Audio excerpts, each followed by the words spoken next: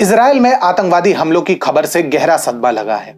हमारी संवेदनाएं और प्रार्थनाएं निर्दोष पीड़ितों और उनके परिवारों के साथ है। हम इस कठिन समय में इजराइल के साथ एकजुटता से खड़े हैं।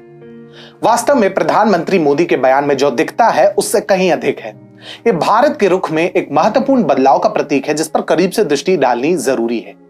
संभवतः पहली बार भारत ने स्पष्ट रूप से हमास को आतंकवादी करार दिया है एवं उनके कार्यों की स्पष्ट और कड़ी निंदा की है। यह देश की विदेश नीति में एक क्रांतिकारी क्षण है और इससे भी अधिक चौंकाने वाली बात तो यह है कि इसे भारतीय जनता का भारी समर्थन मिल रहा है। भारतीय सोशल मीडिया उपभोक्ताओं का एक बड़ा समूह इस अवसर पर इजराइल के साथ अटूट एकजुटता की मांग करते हुए आगे आया है।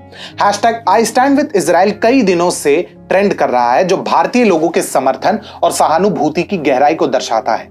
तो नमस्कार मित्रों, और आज हमारी चर्चा इसी बात पर होगी कि क्यों इजराइल के कृतार्थ का ऋण भारत ब्याज समेत चुका रहा है और संकट की इस घड़ी में इजराइल के साथ कंधे से कंधा मिलाकर खड़ा है।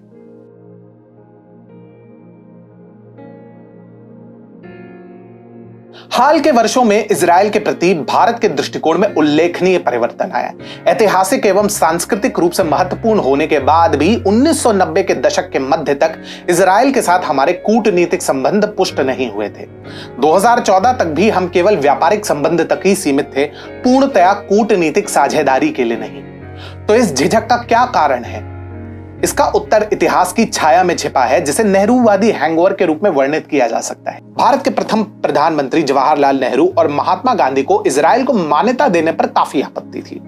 अब मजे की बात तो यह है कि जिस व्यक्ति ने अपनी जिद में भारत के 2 टुकड़े करा दिए, वह धार्मिक आधार पर इजराइल के निर्माण के विरुद्ध था।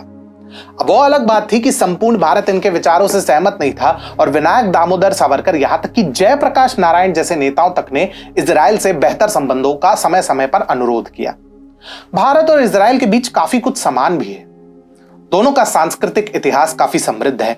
दोनों ने 1947 और 1950 के बीच अपनी स्वतंत्रता प्राप्त की और दोनों ही आतंकवाद से काफी हद तक पीड़ित हैं। फिर भी 90 के दशक के अंत तक दोनों के बीच आधिकारिक तौर पर संबंध स्थापित नहीं हुए थे। निरंतर संघर्ष वाले क्षेत्र में स्थित इजराइल फतह और हमास के बीच की गुत्थम गुत्थी के घातक दुष्परिणामों से जूझ रहा है, जो निरंतर तनाव का स्रोत है। परंतु भारत की ढुलमुल कूटनीतिक नीतियों के बाद भी भारत के आवश्यकता की घड़ी में इजराइल का अटूट समर्थन अद्वितीय रहा है। 1971 में बांग्ला मुक्ति और भारत पाक युद्ध के दौरान इजराइल ने अपने हथियारों की कमी के बावजूद भारत की ओर मदद का हाथ बढ़ाया। जैसा कि डिक्लासिफाइड दस्तावेजों से पता चलता है, इजरायली प्रधानमंत्री गोल्डा मेयर ने ईरान भेजे जाने वाले हथियारों को भारत भेजने में महत्वपूर्ण भूमिका निभाई। इस समर्थन ने ढाका पर भारत के सफल पैराट्रूपर हमले में महत्वपूर्ण भूमिका निभाई, जिससे अंततः 1971 के भारत पाक युद्ध में विजय प्राप्त हुई। इसके अतिरिक्त कारगिल युद्ध के समय इजराइल की अप्रत्याशित सहायता को कैसे भूल सकते हैं।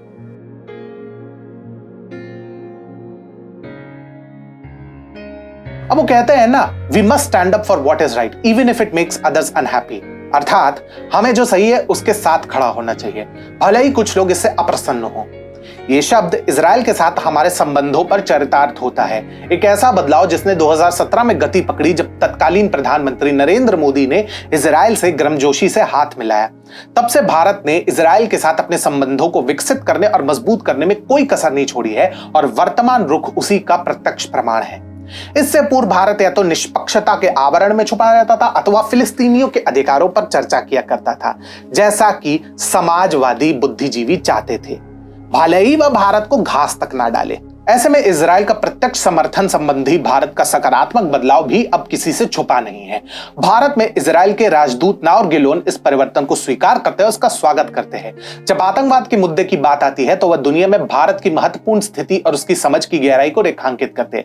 गिलोन इस बात पर जोर देते हैं कि इजराइल के लिए भारत का समर्थन ज्ञान से उपजा है, अज्ञानता से नहीं। गिलोन के अनुसार हमारा सोशल मीडिया उन लोगों से भरा है जो अपना समर्थन दिखा रहे हैं, विशेषकर भारत से, और हम इसकी सराहना करते हैं। हम इसकी बहुत दृढ़ता से सराहना करते हैं और मैं आपको बताता हूं क्यों।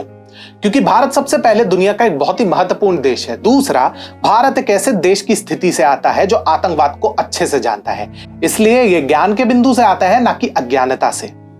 भारत की ओर से समर्थन का विस्तार गहरा और निश्चल रहा है। प्रधानमंत्री मोदी समेत कई मंत्री एवं व्यापारी इजरायल के साथ अपनी एकजुटता व्यक्त करने में कोई हिचक नहीं दिखा रहे हैं। यह विपरीत परिस्थितियों में दोनों देशों के बीच स्थायी बंधन और उनके साझा मूल्यों का एक अद्वितीय प्रमाण है। अंतरराष्ट्रीय संबंधों के इस बदलते परिदृश्य में इजरायल के लिए भारत का स्पष्ट समर्थन एक परिपक्व साझेदारी को दर्शाता है।